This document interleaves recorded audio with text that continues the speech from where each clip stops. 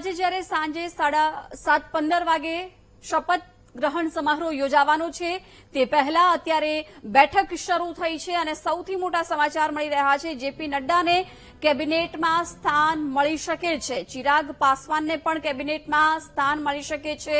વહેલી સવારથી જ અલગ અલગ સાંસદોને ફોન આવ્યા છે અને અત્યારે બેઠક શરૂ થઈ ગઈ છે।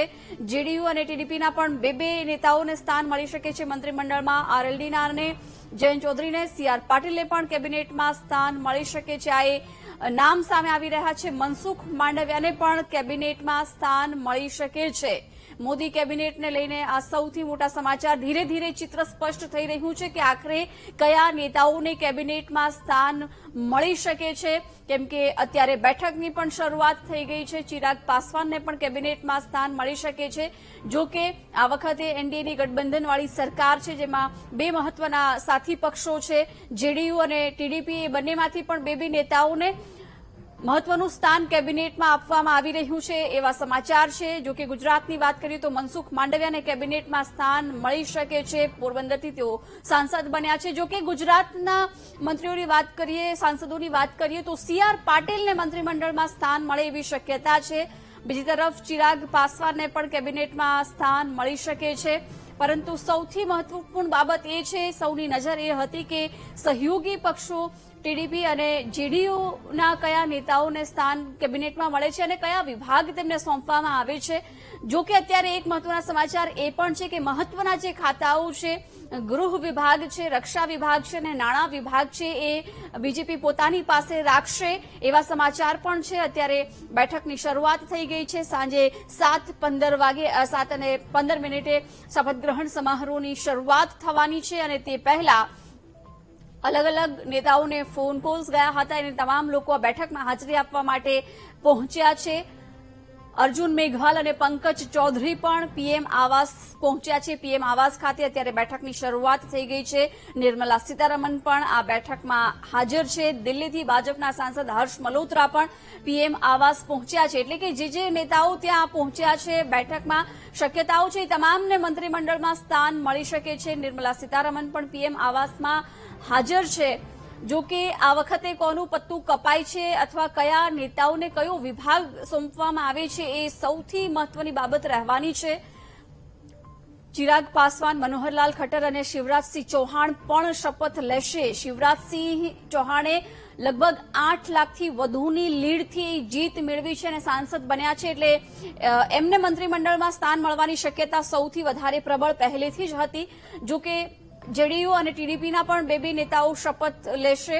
અત્યારે બેઠકની શરૂઆત થઈ ગઈ છે। પીએમ આવાસ ખાતે આ બેઠક મળી છે જેમાં નિર્મલા સીતારમણ પણ પહેલેથી ઉપસ્થિત છે। ગુજરાતની વાત કરીએ તો દેવુસિંહ ચૌહાણને શક્યતા ઓછી લાગી રહી છે। ખેડાથી તેઓ સાંસદ બન્યા છે, પરંતુ ખાસ કરીને મનસુખ માંડવિયાનું સૌથી વધારે ચર્ચિત નામ છે। ગુજરાતની વાત કરીએ તો સીઆર પાટીલ પણ 7 લાખથી વધુની લીડથી નવસારી બેઠક પરથી જીત્યા છે, એટલે સીઆર પાટીલને મંત્રીમંડળમાં સ્થાન મળે એવી શક્યતા છે। પરંતુ અત્યારે જે પીએમ આવાસ ખાતે બેઠક શરૂ થઈ ગઈ છે અને નેતાઓ ત્યાં પહોંચ્યા છે, જેમને કોલ્સ આવ્યા હતા એ લોકો ત્યાં પહોંચ્યા છે અને આ બધાની વચ્ચે સૌથી મહત્વના ખાતાઓ છે એ ભાજપ પોતાની પાસે રાખશે। ગૃહ વિભાગ, રક્ષા વિભાગ અને નાણાં વિભાગ છે એ ભાજપ પોતાની પાસે જ રાખશે। મહત્વનું હતું કે જે પ્રકારે જેડીયુ અને ટીડીપી કોઈ મહત્વના ખાતા માંગી શકે છે, સહયોગી પક્ષોના આધાર સાથે આ વખતે એનડીએની ગઠબંધનવાળી સરકાર બની રહી છે, એટલે એ લોકો કયા ખાતાની માંગ કરે છે અથવા કયું ખાતું એમને ફાળવવામાં આવે છે એની ઉપર સૌની નજર હતી। જો કે હવે સ્પષ્ટ થઈ રહ્યું છે કે ભાજપ મહત્વના ખાતા તો પોતાની પાસે રાખશે, પરંતુ સ્પીકરનું પદ પણ એટલું જ મહત્વનું છે। કોને આપવામાં આવે છે, કયા સહયોગી પક્ષમાંથી કોઈ નેતાને સ્પીકરનું પદ સોંપવામાં આવે છે એ પણ મહત્વનું બની રહેશે। આજે સાંજે 7:15 શપથ ગ્રહણ સમારોહ શરૂ થવાનું છે, તે પહેલા પીએમ આવાસ ખાતે આ બેઠક મળી રહી છે। બેઠકમાં અલગ અલગ નેતાઓની ઉપસ્થિતિ જોવા મળી રહી છે। મહત્વનું છે કે આ પહેલા જ્યારે સંસદીય દળની બેઠક મળી હતી ત્યારે તમામ લોકોએ પીએમ મોદીની પ્રશંસા કરી હતી। આ વધુ એક મહત્વના સમાચાર, અજીત પવાર જૂથના એનસીપીના કોઈ પણ નેતાને હજુ સુધી ફોન નથી ગયો। આ સૌથી મોટા સમાચાર અત્યારે મળી રહ્યા છે। અજીત પવાર જૂથના એનસીપીના કોઈ પણ નેતાને હજુ સુધી કોઈ ફોન ગયો નથી। મતલબ કે હજુ એનસીપીમાંથી કોઈ પણ અજીત પવાર જૂથના જે એનસીપીનું ગ્રુપ છે એમાંથી કોઈ નેતાને ફોન નથી મળ્યો, એટલે સ્વાભાવિકપણે એ દેખાઈ રહ્યું છે કે અત્યારે એમનામાંથી કોઈ નેતાને ફોન નથી ગયો એટલે મંત્રીમંડળમાં સ્થાન નહીં મળે એ અંદાજો લગાવવું પણ કદાચ વહેલું હશે, પરંતુ ધીમે ધીમે ચિત્ર સ્પષ્ટ થઈ રહ્યું છે. જે પ્રકારે અત્યાર સુધીની જે અપડેટ આવી છે તે પ્રમાણે જે સાંસદોને ફોન આવ્યા તે જ સાંસદો પીએમ સાથે મુલાકાત કરશે. સ્વાભાવિકપણે બેઠકની શરૂઆત થઈ ગઈ છે અને હવે એ સમાચાર પણ છે કે અજીત પવાર જૂથના એનસીપીમાંથી કોઈ પણ નેતાને હજુ સુધી ફોન ગયો નથી, એટલે આ વખતે મંત્રીમંડળમાં એમનામાંથી કોઈને સ્થાન નહીં મળે એવું આપણે માની શકીએ છીએ. પરંતુ ધીમે ધીમે ચિત્ર સ્પષ્ટ થઈ રહ્યું છે. અત્યારે જે બેઠક ચાલુ થઈ છે એમાં જેને ફોન આવ્યા છે એ જ તમામ સાંસદો ત્યાં પહોંચ્યા છે, મુલાકાત પીએમ સાથે કરશે. આજે સાંજે શપથ ગ્રહણ સમારોહ યોજાવાનો છે. ધર્મેન્દ્ર પ્રધાન પણ પીએમ નિવાસે પહોંચ્યા છે. અલગ અલગ જે અત્યારે નામ સામે આવી રહ્યા છે, બેઠકની શરૂઆત થઈ છે, પ્રધાનમંત્રી સાથે તેઓ મુલાકાત કરશે.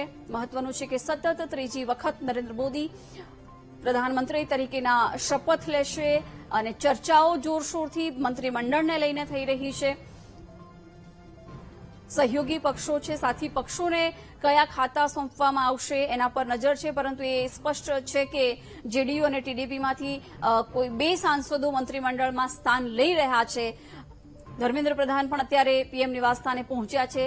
નિર્મલા સીતારમણ ત્યાં પહેલેથી જ હાજર છે. બેઠકની શરૂઆત થઈ છે પ્રધાનમંત્રી સાથે. આ નેતાઓ કે જે મંત્રીમંડળમાં સ્થાન લેવાના છે અથવા શપથ લેવાના છે સાંજે, એ બધા જ લોકો પ્રધાનમંત્રી સાથે મુલાકાત અત્યારે કરી રહ્યા છે. ચાય સાથે ચર્ચાની શરૂઆત થઈ ગઈ છે. 2014 હોય કે 2019 હોય એ વખતે પણ આ જ પ્રકારે શપથ ગ્રહણ સમારોહના દિવસે વહેલી સવારે જ આ જ પ્રકારે જે મંત્રીમંડળમાં સ્થાન પામનારા સાંસદો હતા વહેલી સવારે બેઠક થઈ હતી ને એ જ પ્રમાણે અત્યારે પણ આ બેઠકની શરૂઆત થઈ છે. સાંજે શપથ ગ્રહણ સમારોહ યોજાશે. શિવરાજસિંહ ચૌહાણની વાત કરીએ તો કેબિનેટમાં સ્થાન આપવામાં આવ્યું છે. જ્યારે સીએમ પદેથી એમને હટાવવામાં આવ્યા, પરંતુ હવે જ્યારે પોતાના વિસ્તારમાંથી 8 લાખથી વધુની લીડથી જીત્યા છે એટલે એમને કેબિનેટમાં સ્થાન મળવું એ પહેલેથી નિશ્ચિત હતું અને એ જ પ્રમાણે હવે શિવરાજસિંહ ચૌહાણનું પણ કેબિનેટમાં મહત્વનું સ્થાન આ વખતે રહી શકે છે.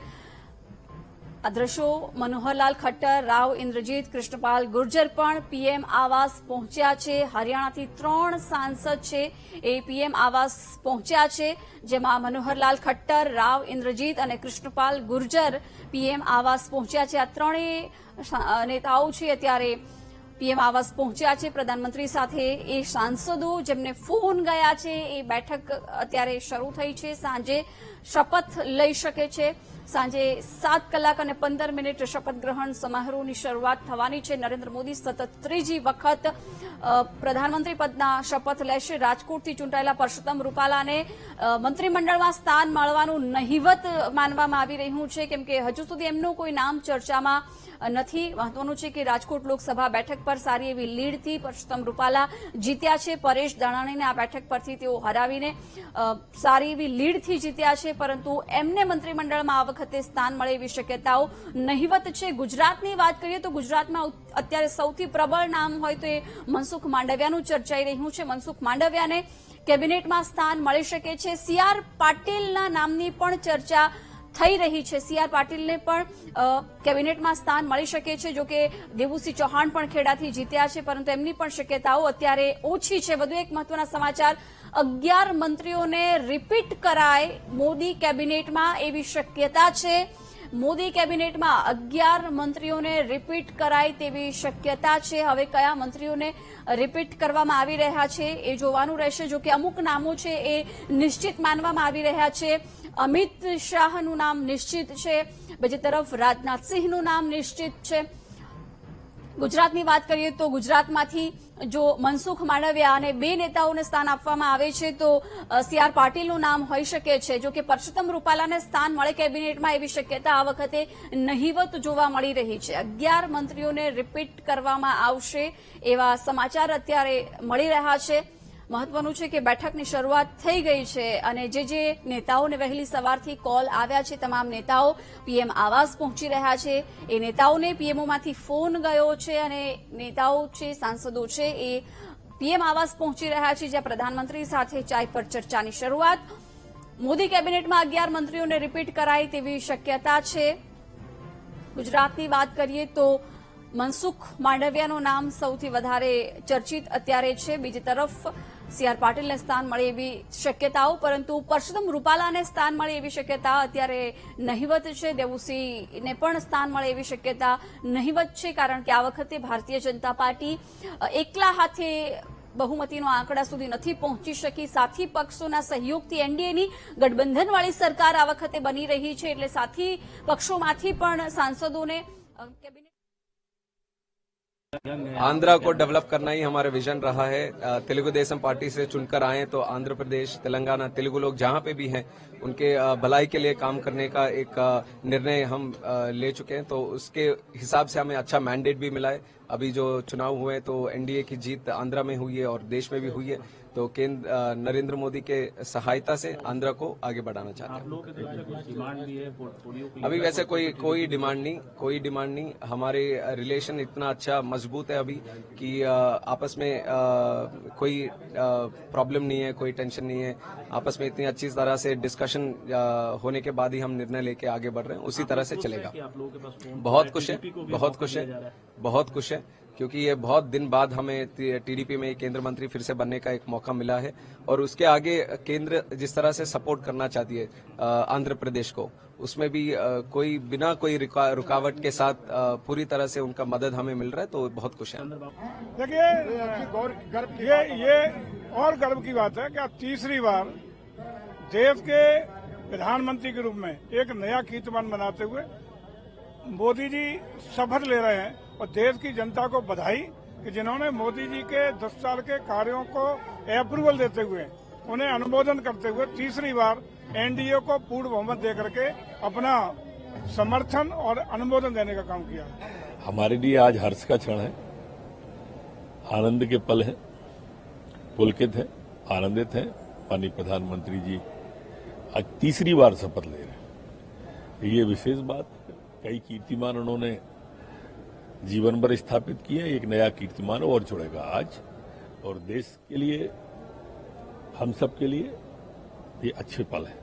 देखिए, निश्चित तौर पर मांझी जी का कैरियर 42 साल का कैरियर है और सभी जगह पर काम कर चुके हैं. बिहार के मुख्यमंत्री भी रह चुके हैं.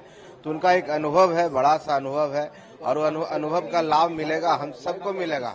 एनडीए को भी, पार्टी को भी, और बिहार वासियों को, गया वासियों को जरूर कुछ न कुछ ऐसे काम होंगे जो हम लोग के लिए एक बड़ी बात होगी, और हम लोग मेहनत करेंगे अगर मौका मिलता है. देखिए, निश्चित ही हम सब भारतीय जनता पार्टी और देश के यशस्वी सभी भारतीय जनता पार्टी और सहयोगी कार्यकर्ताओं के लिए मैं समझता हूँ ये बड़ाई अपने आप में अभूतपूर्व समय कि देश के यशस्वी प्रधानमंत्री आदरणीय नरेंद्र मोदी जी तीसरी बार देश की कमान संभालने जा रहे हैं. मैं समझता हूँ करोड़ों कार्यकर्ता और इस देश के लिए मैं समझता हूँ अत्यंत बड़े गौरव का क्षण है.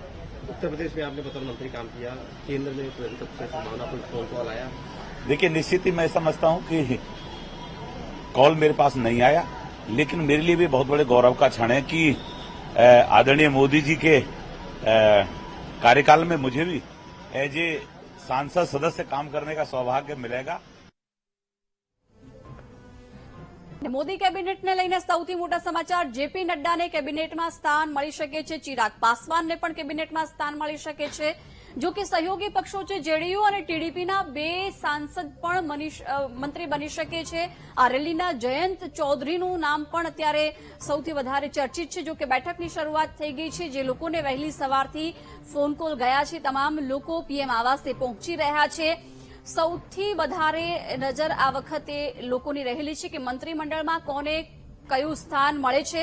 ગુજરાતમાંથી 5 સાંસદોને મંત્રીપદ મળી શકે છે. આ સૌથી મોટા સમાચાર. ગુજરાતમાંથી 5 સાંસદોને મંત્રીપદ મળી શકે છે એવા સમાચાર સામે આવી રહ્યા છે. સ્વાભાવિક મનસુખ માંડવિયાનું નામ પહેલેથી ચર્ચામાં છે. સી.આર. પાટીલની પણ શક્યતા છે.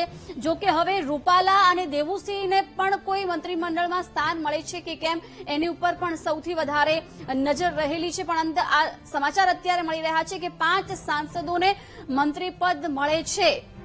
કયા સાંસદને હવે કેબિનેટમાં મોકલવામાં આવી શકે છે ગુજરાતમાંથી એ નામો અત્યારે સામે નથી આવી રહ્યા, પરંતુ મનસુખ માંડવિયાનું નામ તો નિશ્ચિત જ માનવામાં આવી રહ્યું છે. એ સિવાય શું રૂપાલાને કે દેવુસિંહને પણ મંત્રીમંડળમાં સ્થાન મળે છે કે કેમ એ પણ જોવાનું રહેશે. CR પાટીલના નામની પણ શક્યતાઓ વહેલી સવારથી જોવા મળી રહી છે. બીજી તરફ બેઠકની શરૂઆત થઈ ગઈ છે. PM આવાસે જે લોકોને ફોન કોલ્સ પહોંચ્યા છે એ લોકો પહોંચ્યા છે અને પ્રધાનમંત્રી ત્યાં ચર્ચા કરી રહ્યા છે. અમિત શાહ પણ મંત્રીપદના શપથ લેશે. મનસુખ માંડવિયા, CR પાટીલ પણ મંત્રીપદના શપથ લઈ શકે છે. એટલે ગુજરાતમાંથી જે 5 સાંસદોની વાત થઈ રહી છે એમાં મનસુખ માંડવિયા અને CR પાટીલનું નામ તો લગભગ નિશ્ચિત જ માનવામાં આવી રહ્યું છે.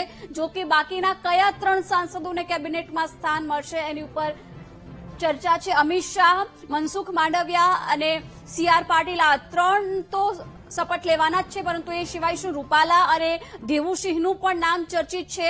એ લોકોને પણ કોઈ કેબિનેટમાં સ્થાન મળે છે કે કેમ એ જોવાનું રહેશે. જો કે બેઠકની શરૂઆત થઈ ગઈ છે. બીજા પણ જે અનેક નામો, નીમુબેન બાંભણિયાનું નામ પણ અત્યારે સામે આવી રહ્યું છે. ગુજરાતમાંથી જે 5 સાંસદોને મંત્રીમંડળમાં સ્થાન મળવાની વાત છે, હવે એ નામ ધીમે ધીમે સામે આવી રહ્યા છે. ચિત્ર પણ સ્પષ્ટ થઈ રહ્યું છે. મનસુખ માંડવિયા, CR પાટીલ, અમિત શાહ પણ મંત્રીપદના શપથ લેશે. નીમુબેન બાંભણિયા અને S જયશંકરને મંત્રીમંડળમાં સ્થાન મળી શકે છે. આ 5 નામ સામે આવી રહ્યા છે. S જયશંકર ગુજરાતમાંથી રાજ્યસભાના સાંસદ છે, એટલે એમનું પણ નામ ફિક્સ માનવામાં આવી રહ્યું છે. અને અત્યારે જે મંત્રીમંડળની વાત થઈ રહી છે એ માનવામાં આવી રહ્યું હતું કે સહયોગી પક્ષો છે JDU, TDPને શું કોઈ મહત્વના ખાતા સોંપાશે, પરંતુ ભારતીય જનતા પાર્ટી જે મહત્વના વિભાગો છે, ગૃહ વિભાગ, રક્ષા વિભાગ અને નાણાં વિભાગ પોતાની જ પાસે રાખશે એ સમાચાર પણ છે. ગુજરાતના 5 સાંસદોની વાત છે ત્યારે મનસુખ માંડવિયા, CR પાટીલ, અમિત શાહ, નીમુબેન બાંભણિયા અને S જયશંકર જે મંત્રીમંડળમાં સ્થાન લેશે. ગુજરાતમાંથી રાજ્યસભાના સાંસદ છે S જયશંકર. એટલા 5 નામો ગુજરાતના રહી શકે છે. એ સિવાય જેમ મધ્યપ્રદેશની પણ આપણે વાત કરી, શિવરાજસિંહ ચૌહાણ 8 લાખથી વધુની લીડથી એ સાંસદ બન્યા છે, એટલે એમને મહત્વનું સ્થાન આ વખતે કેબિનેટમાં મળવા જઈ રહ્યું છે. બીજી તરફ જ્યોતિરાદિત્ય સિંધિયાને મહત્વનું સ્થાન મળવા જઈ રહ્યું છે.